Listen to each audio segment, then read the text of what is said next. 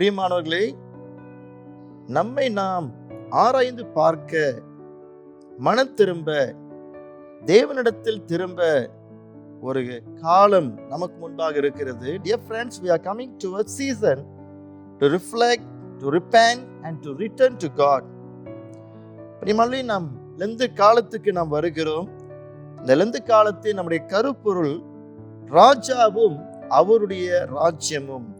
Our theme for this Lent season is the King and His Kingdom, and our focus will be on the Gospel of Matthew. பிரியமானவர்களே, மத்தேயு எழுதின சுவிசேஷமே இந்த Lent காலத்தில் நம்முடைய கவனமாக இருக்க போகிறது. பிரியமானவர்களே, இந்த லெந்து காலத்தில் கூட நமக்கு ஒரு நோக்கம் உண்டு. We have a purpose for this season. முதலாவதாக நம்முடைய கர்த்தராகிய இயேசு கிறிஸ்துவின் ஆழமாக அறிந்து கொள்வது, to grow in the deeper knowledge of our Lord Jesus Christ. நம்முடைய கர்த்தராகிய இயேசு கிறிஸ்துவுடன் ஆழமான உறவுக்குள் வளர்வது, to grow in a deeper relationship with our Lord Jesus Christ. மூன்றாவதாக நம் கர்த்தராகிய இயேசு கிறிஸ்துவின் அதிகாரம் மற்றும் வல்லமையின் கீழ் அடங்கி வருவதற்கு, to come under the power and authority of the kingship of the Lord Jesus Christ. நான்காவதாக பிரியமானவர்களே, நம்முடைய கர்த்தராகிய இயேசு கிறிஸ்துவின் அரசாட்சிக்கு நம் வாழ்க்கையை ஒப்புவிப்பது. Finally, to surrender our lives to the kingship of the Lord Jesus Christ. பிரியமானவர்களே, இந்த நாளிலே கூட மத்தேயு 1வது அதிகாரம் 1வது வசனத்திலிருந்து 17வது வசனத்தை கூட சற்று நாம் தியானிக்க போகிறோம். We are going to meditate on the Gospel of Matthew chapter 1 verses 1 to 17. The king in God's redemptive plan. தேவனின் மீட்பின் திட்டத்தில் ராஜா என்ற தலைப்பிலே நாம் தியானிக்க போகிறோம். பிரியமானவர்களே, இந்த பகுதியை நாம் பார்த்தோம் என்றால், முதலாவதாக இந்த பூமியிலே ஒரு ராஜாவின் ஆரம்பத்தை நாம் பார்க்கிறோம். We see here the king's beginning on this earth. பிரியமானவர்களே, வாசிக்கப்பட்ட வசனத்திலே கூட இயேசு கிறிஸ்து தாவீதின் குமாரன், ஆபிரகாமின் குமாரன் என்று முதல் வசனம் ஆரம்பிக்கிறது. We see in verse 1, Jesus Christ, the son of David and the son of Abraham. பிரியமானவர்களே, பழைய ஏற்பாட்டிலே 2 முக்கியமான பெயர்கள் இயேசு கிறிஸ்துவோடு இங்கே இணைக்கப்பட்டிருக்கிறது. 2 important names are mentioned here from the Old Testament. பிரியமானவர்களே, பழைய ஏற்பாட்டிலே ஆபிரகாமும் தாவீதும் முற்பிதாக்களாக மிக முக்கியமானவர்களாய் காணப்படுகிறார்கள். We see here that Abraham and David are 2 important fathers of the Old Testament.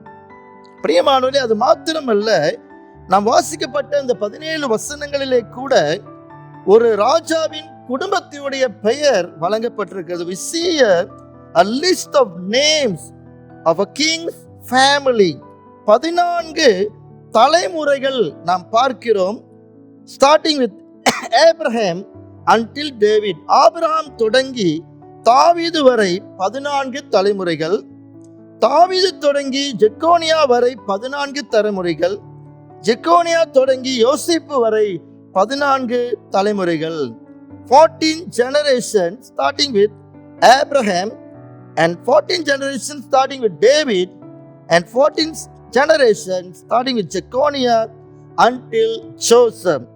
All these fathers are part of God's redemptive plan for the King of glory to come into this earth for us. இந்த பிரியமானவர்களே, காணப்படுகிற ஒவ்வொரு தந்தையார்கள், முன்னோர்கள் யாவரும் நம்முடைய மகிமையின் ராஜா நமக்காக இந்த பூமிக்கு வருவதற்காக தேவனுடைய மீட்பின் திட்டத்தில் முக்கிய பங்காக இருக்கிறார்கள். பிரியமானவர்களே, யார் இந்த ராஜா?